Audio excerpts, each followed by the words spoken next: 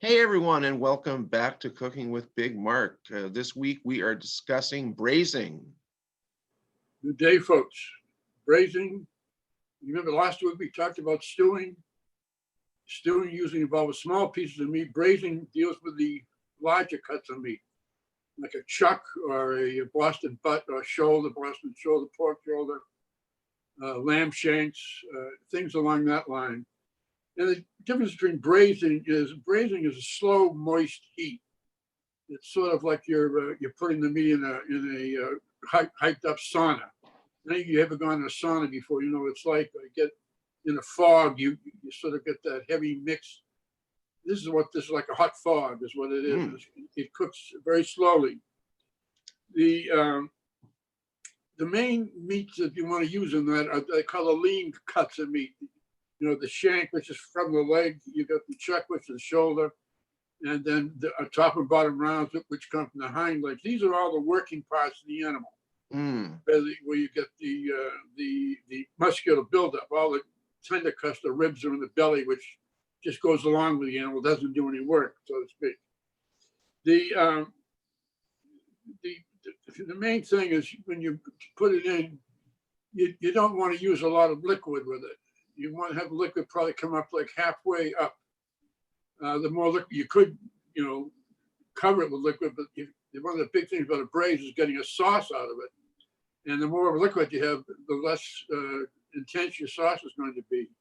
So it's better, to keep it down. And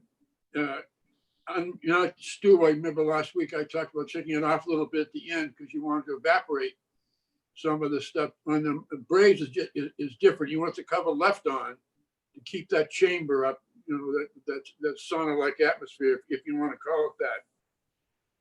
You can use a rub on it if before you cook it.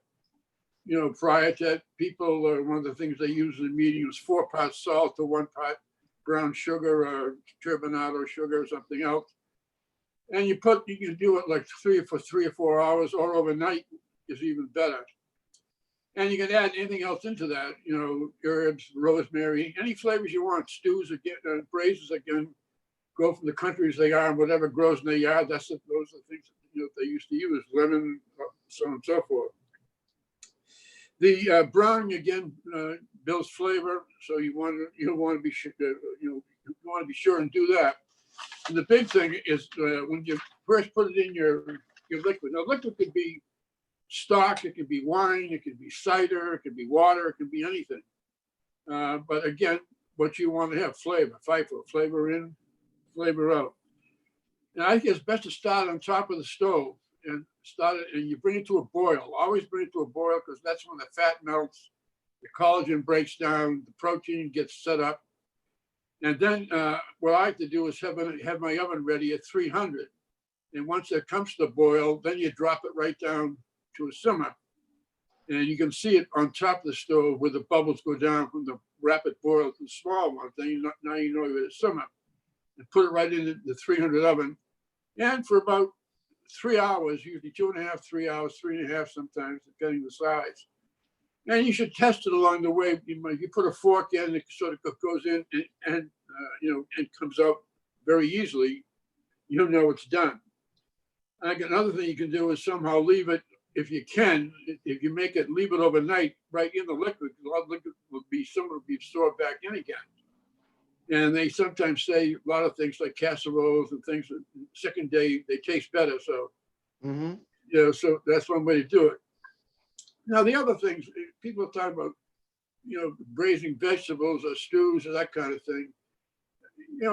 Vegetables right now, I think the big change that people do now is probably roasting them more than anything else.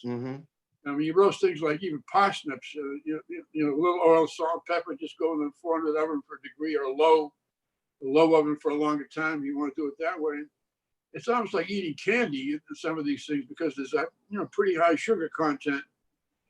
And the other thing, there's not really braising or stewing. It's sort of in the middle is bean dishes like cassoulets and other types of things, any type of bean dish. And the shortcuts now that you can do because of the canned beans, there's no need of getting dried beans unless you want to do it for the fun of it. But or you have them available, that you have to use them because they just soaked all night or cooked. But the canned bean is beautiful. Just drain it, put it in, and again, any flavoring seasonings you want.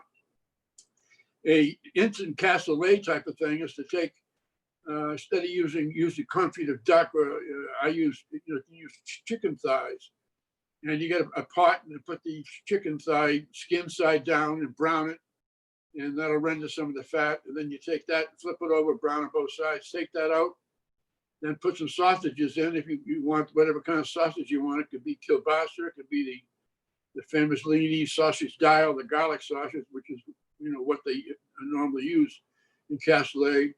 You can also use pieces of lamb. There's that 7 cut chopped lamb. It's not called 7 because it's got 7 things in it, because it looks like a 7. That's where the word comes from.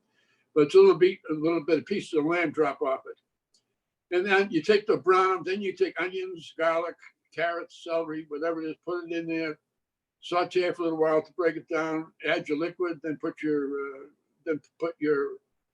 beans in with the stock, again, whatever it is.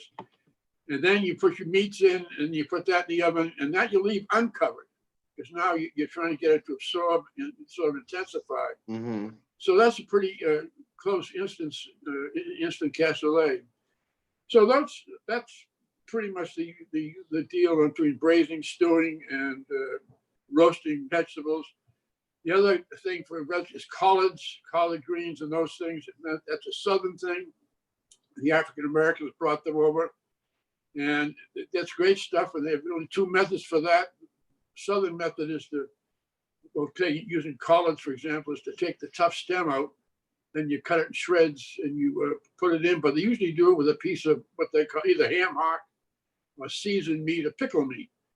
And these are pieces of meat that when they kill the hogs in the late fall and over the early winter, they'll eat that for the spring. They'll take certain cuts that you can't do much with, and they'll throw them in a barrel with salt. That's called spiced meat or pickle meat, or seasoned meat. And you throw that in, and that flavors the broth. And that's when the slaves in the old days had it. That's what they'd be given. The end cuts of cheap pieces, and they'd use that for flavor. And you cook the living heck out of it, and that's where you get pot liquor, and you drink that, and it's really cooked for hours in some cases. That's one way. The other way is what we do it now is just saute it for a little while and eat it like I do spinach. I just put it in the pan with some butter, onions, garlic, whatever, no water, and just cook it that way and then use it right away. So there's really 2 methods of the greens. But the fashion southern greens, that's the southern cooking. It's sort of a staple. And they use the pot liquor to dip cornbread in, and it's a good old-fashioned way to eat. So anyhow, that's enough stewing for today. Yes, stewing and braising.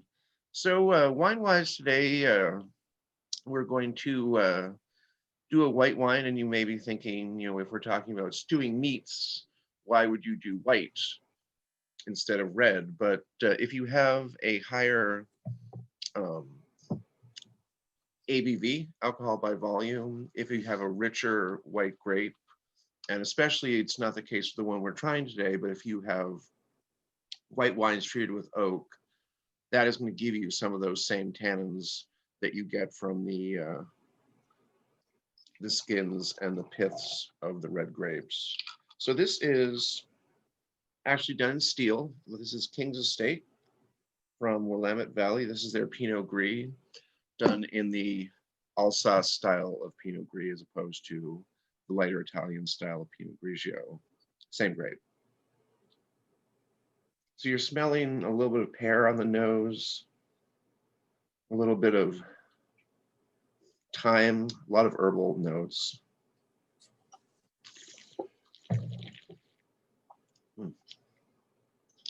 And on the palate, it's rich. There's a certain creaminess, and there's a structure that higher alcohol content provides is about a 13.5. And if you think about like a classic Napa cab would be like 14 or 15. So it's right in the neighborhood. It has that spiciness and also acidity that does very well with something richer. So another episode of Cooking with Big Mark has come and gone. We do appreciate your viewership. Thank you, Dad. You're welcome, Mark. All right. Bye now. I'll take a brazen bow out.